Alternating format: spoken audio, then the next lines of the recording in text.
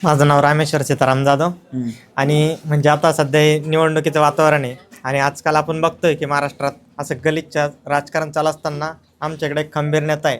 आणि दत्तूभाऊंचं गुणगान मी यामुळे गातोय की एकदा मी आता कॉलेज स्टुडंट आहे, सध्या इंजिनिअरिंगला आहे आणि मला एक्झामला बसण्यासाठी मला एकदा प्रॉब्लेम येत होता. तर दत्तूभाऊंच्या एक फोनवर मी तिथं म्हणजे एक्झामच्या वेळेआधी एक्झामला पोहोचू शकलो.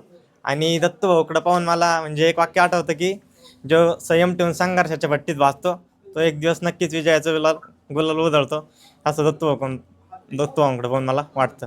बरं. आणि कुठलेही प्रॉब्लेम असो म्हणजे कधी आता आम्ही कॉलेजला जात असताना बसचे पास काढण्याचे असो, तिथं जर प्रॉब्लेम येत असले तर दत्तूभाऊ आम्हाला 24/7 आमच्या सेवेत कधी तत्पर आमच्या सेवेत अवेलेबल होते. त्याच्यामुळं आमच्याकडे खंबीर नेतृत्व असं एक वाटतं आणि दत्तू निवडून येतील असं वाटतं. बरं, इकडे अजितदादांच्या पक्षाचा म्हणजे राष्ट्रवादीचा हा गड राहिलेला आहे.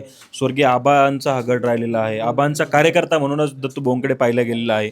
अशा या सगळ्या समीकरण असताना अनेक सगळे राजकीय पुढारी एकत्र झालेले आहे. मात्र यांचा पराभव करण्यासाठी काय वाटतंय बघून तरुण म्हणून?